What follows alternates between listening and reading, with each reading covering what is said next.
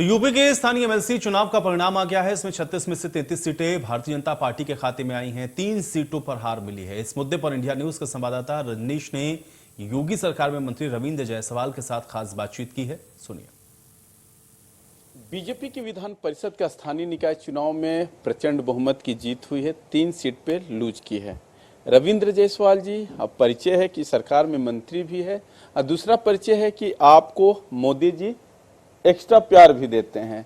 आप बनारस से आते हैं, मंत्री भी हैं। सर, चर्चा तो बनारस को ही लेके है कि जिस कैप्टन के सहारे पूरे देश में चुनाव लड़ा जाता है, वहां कैप्टन की सीट नरेंद्र मोदी के संसदीय क्षेत्र में बीजेपी लूज कर गई है।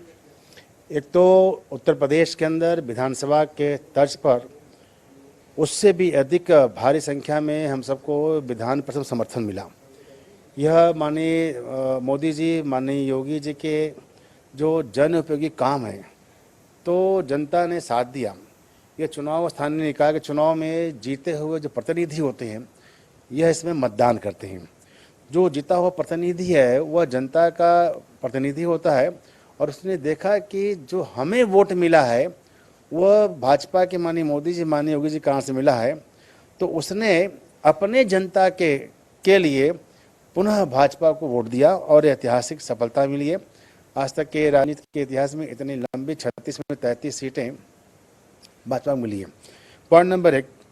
पॉइंट नंबर जो जहाँ तक काशी की बात है, नो डाउट कि वहाँ हारा गया है और वहाँ परंपरागत वो जो जीते हैं वह कई बार से जीतते आ रहे हैं। ये चिंतन के विषय चिंतन किया जाएगा।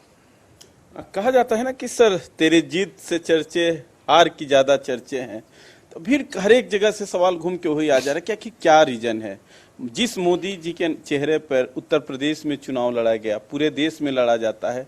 बनारस जहां से आप लोग 2 मंत्री आते हैं, मैंने पहले भी परिचय में कहा कि आप मोदी जी के खास है। कहां से सवाल खड़े किए जा रहे हैं, क्योंकि आपकी पार्टी 3 नंबर पे वहां पे है। मैं अगर कह सकूं कि कहीं न कहीं चूक हुई है वो प्रत्याशी या चुनाव व्यवस्था में, इस चिंतन के विषय चिंतन किया जाएगा।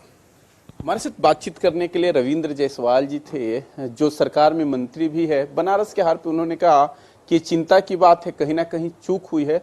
उन्होंने उस चूक को स्वीकार किया। सहयोगी अमीश के साथ रजनीश पांडे, इंडिया न्यूज, लखनऊ।